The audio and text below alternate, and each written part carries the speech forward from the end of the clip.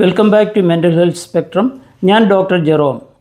സാധാരണ ആരോഗ്യ പ്രശ്നങ്ങളെ രോഗം അല്ലെങ്കിൽ ഇംഗ്ലീഷിൽ ഡിസീസ് എന്നാണ് നമ്മൾ പറയുന്നത്. എന്നാൽ മാനസിക ആരോഗ്യത്തെക്കുറിച്ച് സംസാരിക്കുമ്പോൾ ഡിസോർഡർ എന്നാണ് സാധാരണ പറയുന്നത്. എന്തുകൊണ്ടാണ് ഇങ്ങനെയെന്ന് പലരും ചോദിക്കുന്നുണ്ട്. ഞാനിത് ലളിതമായി പറയാൻ ശ്രമിക്കാം. ആദ്യമായി എന്താണ് ഡിസീസ് എന്ന് പറയാം. ശരീരത്തിൻ്റെ ഒരു പ്രത്യേക ഭാഗത്തെയോ അവയവത്തെയോ ബാധിക്കുന്ന വ്യക്തമായ കാരണങ്ങളുള്ള അവസ്ഥയെയാണ് നമ്മൾ ഡിസീസ് അഥവാ രോഗം എന്ന് വിളിക്കുന്നത്. ഉദാഹരണത്തിന് മലേറിയ, TB അല്ലെങ്കിൽ പ്രമേഹം. ഇതിനു പിന്നിൽ ഒരു ബാക്ടീരിയയോ വൈറസോ അല്ലെങ്കിൽ ശരീരത്തിലെ ഏതെങ്കിലും ഒരു അവയവത്തിൻ്റെ പ്രവർത്തനത്തിലുണ്ടായ തകരാറോ ഉണ്ട്.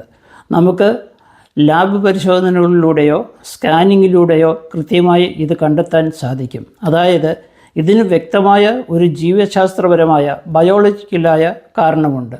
അത് നമുക്ക് കണ്ടുപിടിക്കാൻ കഴിയും. ഇനി എന്താണ് ഡിസോർഡർ എന്ന് നോക്കാം. മാനസിക ആരോഗ്യത്തിൻ്റെ കാര്യത്തിൽ നമ്മൾ ഡിസോർഡർ എന്ന വാക്കാണ് കൂടുതൽ ഉപയോഗിക്കുന്നത്.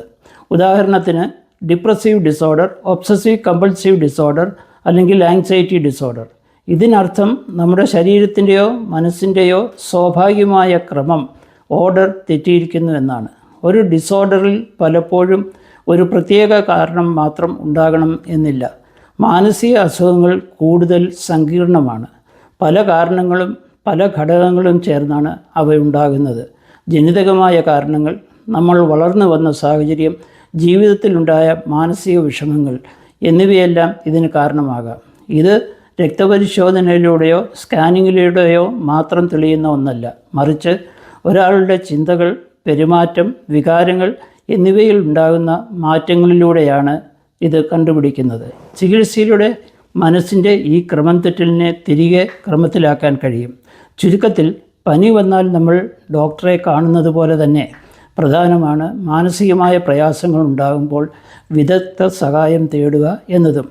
പേരും നിർവചനവും എന്തുമാകട്ടെ, കൃത്യസമയത്തുള്ള ചികിത്സയും പിന്തുണയുമാണ് പ്രധാനം. ഒരു കാര്യം കൂടി പറയട്ടെ. ശാസ്ത്രം പുരോഗമിക്കുമ്പോൾ ആശയങ്ങളും മാറുന്നു. ആധുനിക പഠനങ്ങൾ പല മാനസിക അസുഖങ്ങളിലും മസ്തിഷ്കത്തിൽ ജൈവമായ മാറ്റങ്ങളുണ്ടെന്ന് കാണിക്കുന്നു. അതുകൊണ്ട് ചില വിദഗ്ധർ ഇത് മസ്തിഷ്ക രോഗങ്ങൾ, ബ്രെയിൻ ഡിസീസസ് എന്ന നിലയിൽ കാണണമെന്നും അഭിപ്രായപ്പെടുന്നുണ്ട്. എങ്കിലും ചരിത്രപരമായി മെൻ്റൽ ഡിസോർഡർ എന്ന പദമാണ് കൂടുതലായി ഉപയോഗിക്കുന്നത്. Thank you for listening.